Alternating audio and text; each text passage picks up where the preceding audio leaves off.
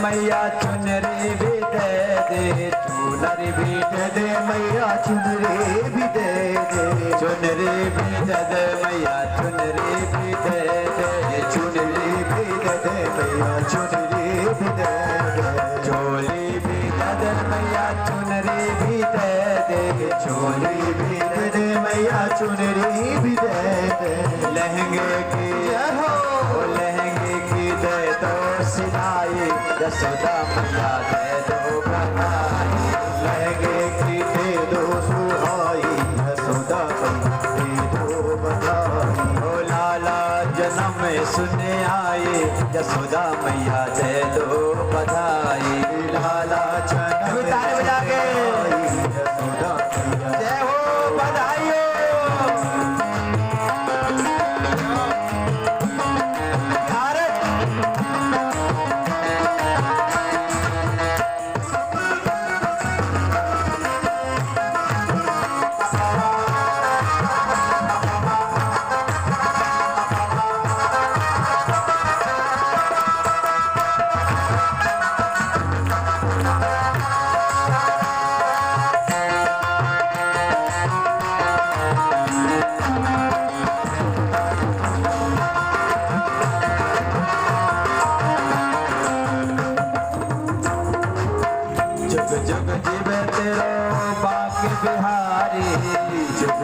जीवे तेरो बाके बिहारी, बाके बिहारी, बाके बिहारी, बाके बिहारी, बाके बिहारी, जग जग जीवे तेरो बाके बिहारी, भग जुग जीवे तेरो बाके बिहारी, भगतों की हो वे मन चाहे, भगतों की हो वे मन चाहे, नथने की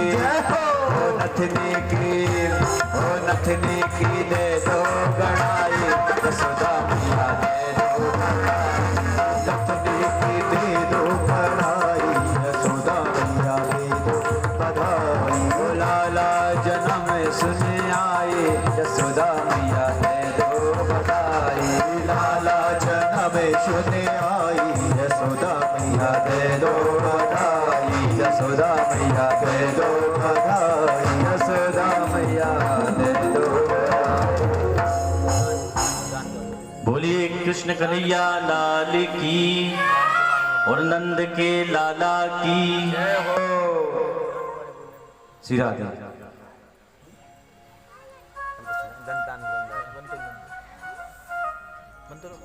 अरे वो तो आज नंद बाबा के यहाँ लाला हुआ है, बड़ा आनंद हुआ है कि नंदस्त्वात्मज उत्पन्ने जाता लादो महामना आहूय विप्रान वेद ज्ञान स्नातः सुचिरलंकृता।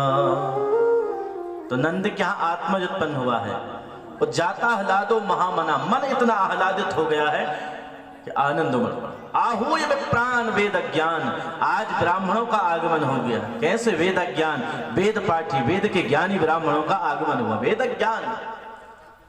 और स्नातः सुचिरलंकृता, बड़े बड़े अलंकृतों से सुशोभित किया गया। ब्राह्मणों को दान दिया गया। क्या दान दिया गया? बड़े बड़े पाठ हुए। बाच इत्वा स्वस्तैनन जात कर्मात् मजस्वै, शुद्धिकरण करवाया गया। जात कर्मात् मजस्वै। धैनु नाम नियतो प्रादात, गायें दान करी गई। नंद बाबा के यहां बहुत दाने हैं, बहुत दान किया गया गायों का, बहुत गाय है नंद बाबा के यहां। तिलादीन सप्न रत्न उभो, तिल का दान किया गया ब्राह्मणों को, गरीबों को, सबको दान दिया गया। क्यों भाई? खुशी इतनी हुई है। खुशी का मतलब यही होता है कि जो हमारे पास हम सब लुटा दें जब खुशी होती है। तो आज नंद बाबा ने बिना संकोच के, क्योंकि अब नंद बाबा के यहाँ कोई कमी तो है नहीं, राजा है, तो ब्राह्मणों को दान दिया, संतों को दान दिया, गरीबों में बांटा। गोप्यः समृष्टमणि कुंडल रत्न वर्णा, कहते हैं गोपियों को पता चल गया, ग्वालों को, गोपियों को, सबको पता चला। जैसे ही पता चला तो सब दौड़े दौड़े भाग करके चले आए कि नंद बाबा के यहां लाला हुआ है। सब खुशी में शामिल हो गए, सब एक दूसरे को बधाई दे रहे हैं। अब नंद बाबा के यहां बधाई चल रही है भाई। कोई नाच रहा है, कोई गा रहा है, कई आ रहे हैं, कई जा रहे हैं, मक्खन मिश्री बट रहा है।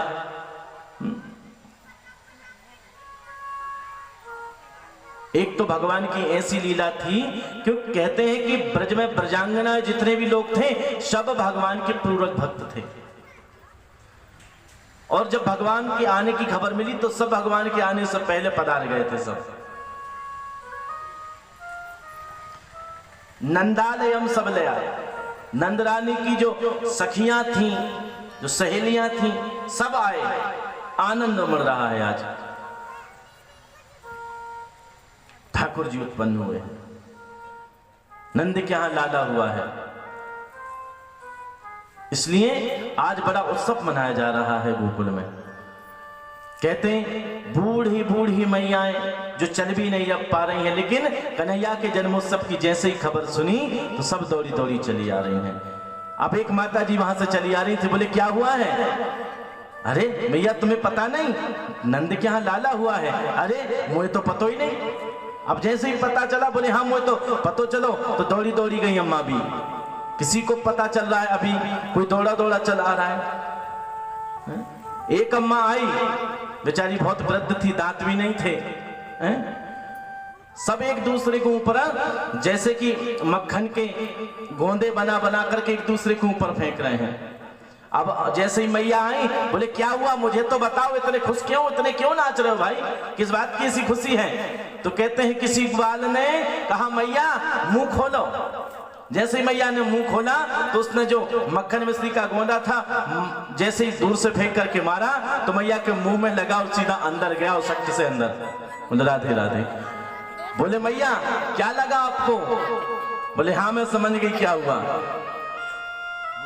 तो ऐसे आनंद लुटा रहे हैं सभी ब्रजवासी, एक दूसरे पर आनंद आ रहा है। कहते हैं पता ही नहीं चला कितना समय निकल गया, धीरे धीरे उत्सव करते करते महीनों तक उत्सव मनाया गया। महीनों उत्सव मना, बड़े आनंद से उत्सव मनाया गया, बहुत लुटाया है। अब उत्सव मन रहा था, नंद बाबा ने कहा भैया तुम उत्सव मनाओ, हम जरा मथुरा होकर के आते हैं। क्यों? क्योंकि कहते हैं जो एक प्रधान राजा होता है, कंस बहुत बड़ा राजा था, नंद बाबा शहरी राजा थे, क्षेत्रीय। बोले क्षेत्रीय राजाओं को कर देने के लिए जाना पड़ता है, लगान। तो बोले हमें राजा कंस को कर देना है, लगान देने के लिए जाना है, आप उत्सव मनाओ। कहा ठीक है। नंद बाबा चले गए मथुरा, यहां उत्सव मनता रहा। नंद बाबा मथुरा पहुंचे, कर दिया। लौटते समय मन में सोचा चलो देवकी वसुदेव से मिल करके चलते हैं। यहां पर वसुदेव जी से मिले, मां देवकी से मिले। अहो ते देवकी पुत्रा कंसेन बहवो हता। हे विधाता, वसुदेव जी बड़ा दुख हुआ। अहो ते देवकी पुत्रा, देवकी के यहां जितने भी पुत्र हुए कंस ने मार डाला सभी को। कंसेन बहवो हता, कंस ने सबको मार डाला। बड़ा कष्ट हुआ सुन करके। नेत्र सजल हो गए नंद बाबा के। लेकिन जब ये वार्तालाप हुआ तो बाद में वसुदेव जी ने कहा अरे ये सब बातें छोड़ो, ये तो जो होना था जो हो गया। लेकिन हमने सुना है तुम्हारे यहाँ भाई, क्योंकि ठाकुर कन्हैया की ऐसी लीला कि सब भूल गए। वसुदेव जी ने कहा तुम्हारे यहाँ संतान उत्पन्न हुई, हमने सुना है। बोले हाँ, उत्सव चल रहा है। बोले यही हमें बहुत खुशी है। तुम्हारे यहाँ लाला हुआ है? अरे जो तेरा लाला वो भी तो मेरा ही है। अब मुंह से कह रहे हैं लेकिन सच्चाई तो यही है। कहा ठीक है, इसी में हम खुशी हैं भाई। कहा ठीक है, कोई बात नहीं। प्रणाम किया। अब कहते हैं यहां पर नंद बाबा आए हुए थे और वहां गोकुल में क्या होता है, पुनः उसी उत्सव की ओर चलते हैं। कहते हैं कि वहां उत्सव मन रहा था और उससे पहले यहां पर जब पता चला था कंस को कि मुझे मारने वाला कहीं गोकुल में कहीं ब्रज में हो गया है, तो बोले कैसे ढूंढा जाए। तो बोले काम करते हैं, सलाह दी गई कि यहां ब्रजमंडल में जितने भी बालक हो रहे हैं सबका वध कर दो, सबको मार डालो। अब बोले कैसे मारा जाए। बकासुर की बहन थी बकी, अहो बकीयम, पूतना जिसका नाम था, यथा नाम तथा गुण। क्या नाम था उसका? पूतना। खुद के यहां तो संतान थी नहीं, पूतना जिसके यहां कोई पूत ही नहीं है और ना किसी के यहां होने देती, छोटे छोटे बच्चों को खा जाती। तो कहा भैया चिंता मत करो आप, ब्रजमंडल में जितने भी संतान होंगी, बालक होंगे, मैं सबको उठाकर खा जाऊंगी, सबको मार डालूंगी। कंस ने कहा अरे देवी बात बताओ, ठीक है ये तो कर लोगी, लेकिन तुम्हें जाने कौन देगा ऐसे में। रूप परिवर्तन कर लूंगी। रूप परिवर्तन कर लिया। बड़े बड़े नाखून थे, नाखून काट लिए। बड़े बड़े केस थे, केस छोटे करवा लिए। दांत भी बड़े बड़े थे बहुत, राक्षसी, क्यों भाई राक्षसी थी पूतना, तो बोले दांत भी छोटे छोटे करवा लिए। क्यों भाई, सब व्यवस्थाएं हैं, आज भी हैं व्यवस्थाएं। तो वैसे कोई कितना भी कैसा हो, लेकिन ब्यूटी पार्लर एक ऐसी स्थान है कि वहां जाकर के अच्छे अच्छे, बोलो राधे राधे, है ना। कहते हैं ऐसी पेंटिंग करते हैं कि पता ही नहीं चलता कि अंदर सीमेंट कितनी है और रेत कितनी है ना। बोलो राधे राधे। हाँ, पुराने से पुराना मकान भी पेंटिंग के बाद में ऐसा लगता है जैसे मानो अभी तैयार किया हुआ। बोलो राधे राधे, है ना। और बोले ये तो ठीक है भैया, एक सबसे बड़ी देखो, आपको पता नहीं है अभी। बोले क्या? बोले माताओं में, महिलाओं में एक सबसे बड़ी व्यवस्था ये दी गई है घूंघट की। घूंघट डालो, बड़े से बड़ा काम हो जाए।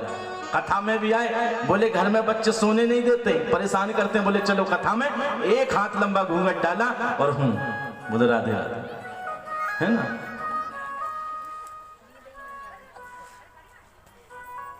तो बड़ी अच्छी व्यवस्थाएं हैं। यथार्थिक वास्तव में सत्य मेरे गुरुदेव कहते हैं, ये जो घूंघट है ना, ये हमारी परंपरा नहीं है, यथार्थ सत्य बात है। हाँ, हमें मर्यादित रहना चाहिए, लेकिन इतना जो लंबा घूंघट डालने की प्रथा थी वह मुस्लिम प्रथा है।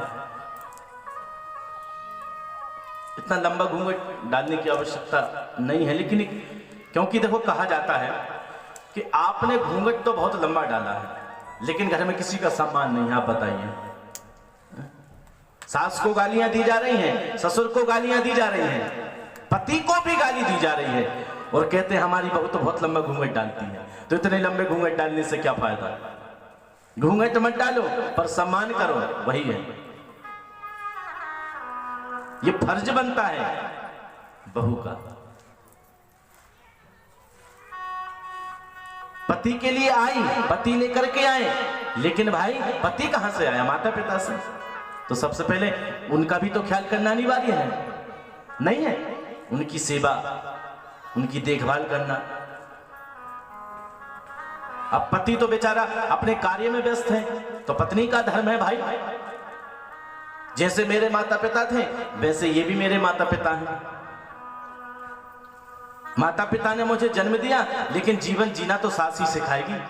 संसार में रहना, संसार के ढंग, संसार के कार्य, संसार का लोकाचार तो सास ही सिखाएगी। लेकिन केवल बहू का ही सब कुछ कर्तव्य नहीं है, सासू मां का भी कर्तव्य बनता है। सास को भी हमारी बिटिया कभी 10 बजे सोकर उठे तो कोई बात नहीं, अगर धोखे से बहू ने 9 बजे तक सो लिया, 8 बज गए तो तूफान आ गया, मान लो। अगर आप मानते हैं कि बहू के सब कर्तव्य हैं, तो सासू मां का भी कर्तव्य बनता है। दशरथ जी ने कहा था कि बधू लंकनी पर घर आई, राखे नैन पलक की नाई। पलकों पर रखो बहुओं को। आप कहते तो बेटी समान है? बेटी दिन में 4 बार खावे तो कोई बात नहीं, बहू ने अगर तीसरी बार कहा मैया भूख लग रही है माता जी, अरे ये कोई बात हुई है? बहू ऐसे रहती हैं घर में, कोई क्या कहेगा इनकी बहू दिन भर खाती रहती है, बोलो राधे राधे।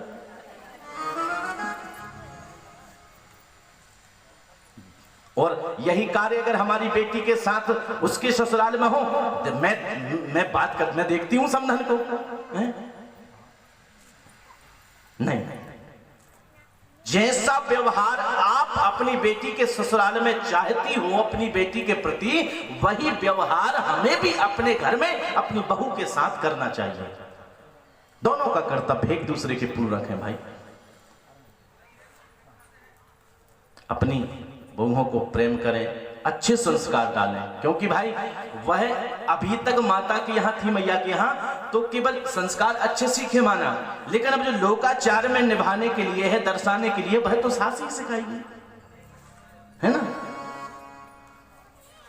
तो ये आध्यात्मिक विषय है, लोकाचारिक विषय है। यही वास्तव में यही कथा है। जब तक हम इनसे पूर्ण नहीं होंगे तब तक कथा तक पहुंचना मुश्किल होगा, है? घर की विडंबनाओं को दूर करना पड़ेगा। घर की विडंबनाएं दूर होंगी तो मन का मेल तब मिटेगा, तब आकर के कथा में आनंद आएगा।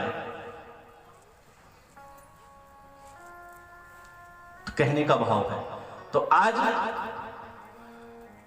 पूतना ने कहा मैं जाऊंगी, रूप परिवर्तन कर लिया, और जहां उत्सव देखा कि सब जगह कहां क्या हो रहा है, सभी जगह पहुंची, तो जाकर के जैसे ही पता चला कि गोकुल में नंद के यहां पर बहुत समय से उत्सव मन रहा है, तो आज पूतना वहां पहुंच जाती है।